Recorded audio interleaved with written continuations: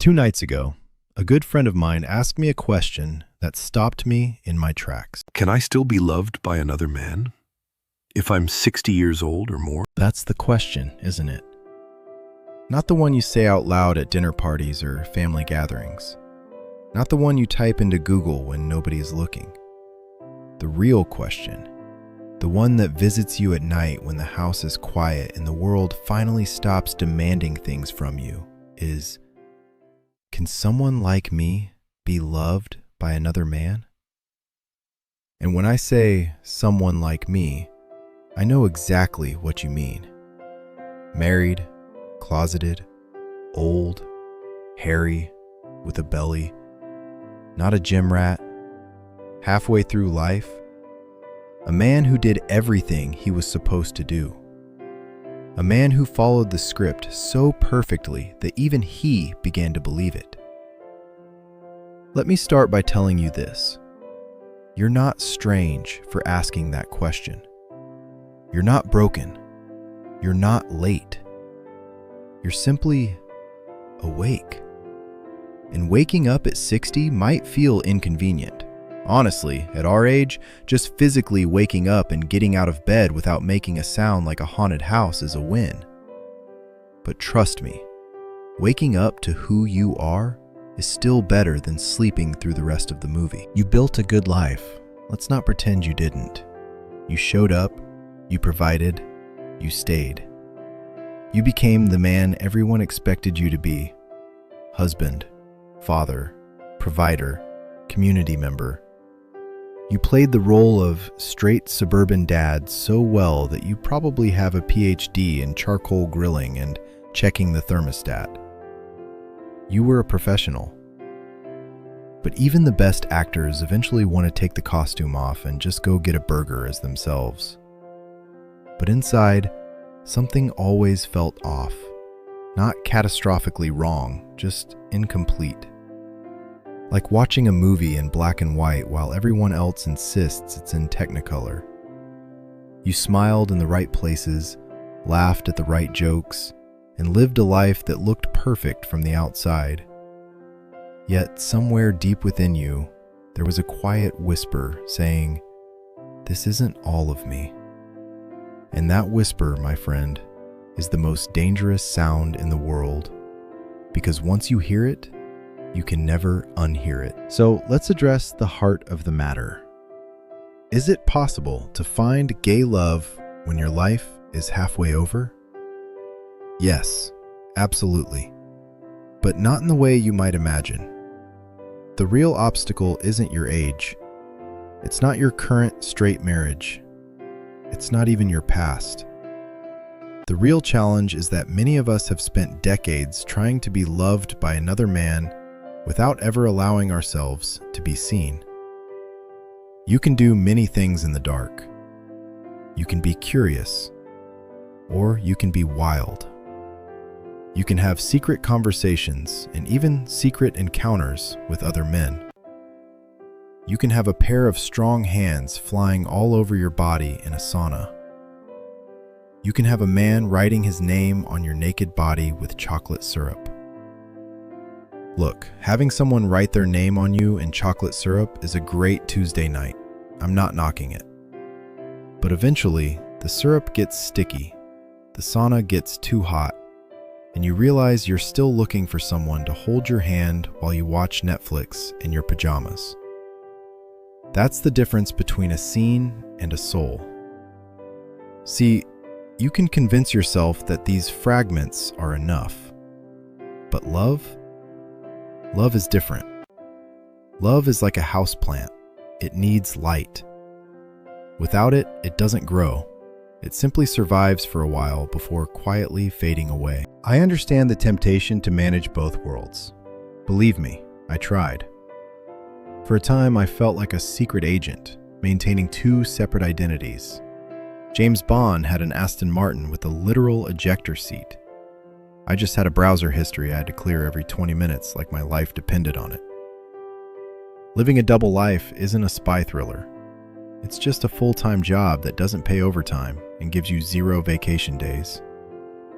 The problem is that even James Bond eventually goes home, and when he does, he still knows who he is. I, on the other hand, realized that I had spent so much time maintaining the disguise that I had forgotten the man underneath it. Living a double life isn't glamorous. It's exhausting. It's like paying for a gym membership you never use, except instead of losing money, you lose pieces of yourself. Your voice becomes quieter. Your presence becomes smaller. Your truth becomes negotiable. Fear is a powerful force. You're afraid of hurting your wife, your children, your family. You're afraid of losing the life you built. You're afraid of being alone. And perhaps most painfully, you're afraid that even if you take the risk, no one will be there waiting for you on the other side. Confusion follows closely behind fear.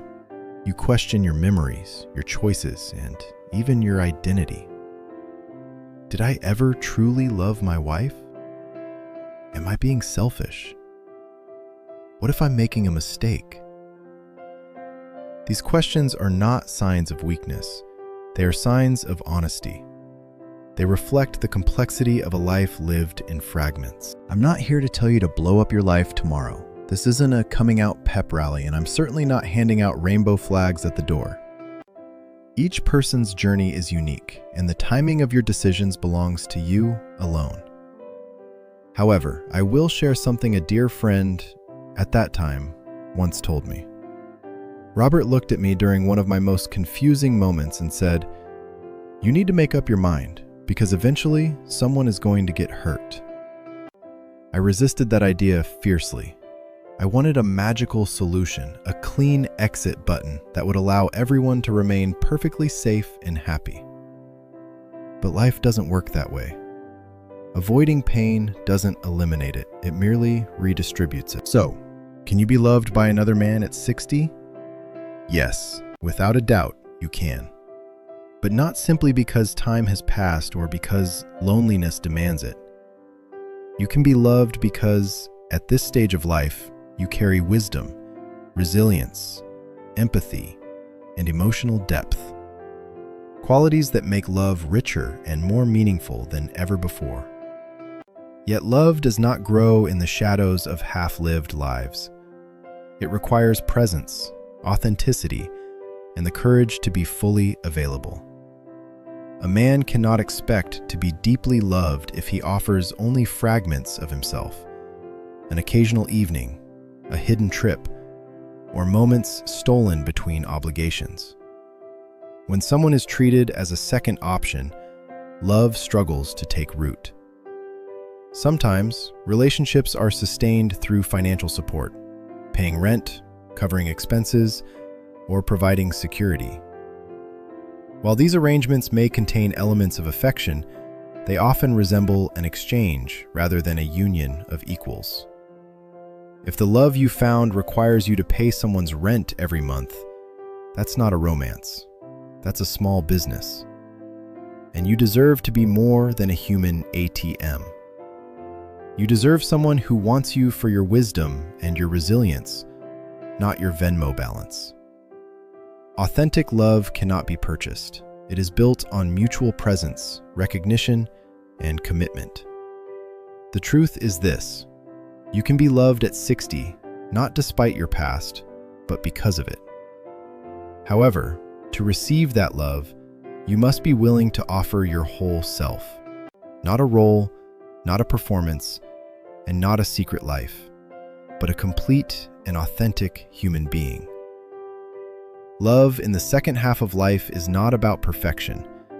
It is about genuine connection and the courage to live it openly. You don't have to step into the light all at once. This is not an ultimatum. It is an invitation to honesty, to self-discovery, and to the possibility of living a life that feels authentically yours. Perhaps the first step is not a grand announcement, but a quiet acknowledgement. This is who I am. You think your life is halfway over. I see it differently. The previews are over, and the real movie is just beginning. The first half of your life was about becoming who the world expected you to be. The second half is about becoming who you were always meant to be. You have a choice. You can remain in the shadows, safe, familiar, and a little lonely. Or you can begin the slow, sometimes awkward, but ultimately beautiful process of stepping into the light. It's not too late to be the man you were meant to be. It's just time to start. So, gather your strength, because the most meaningful and joyful part of your journey may still be ahead of you.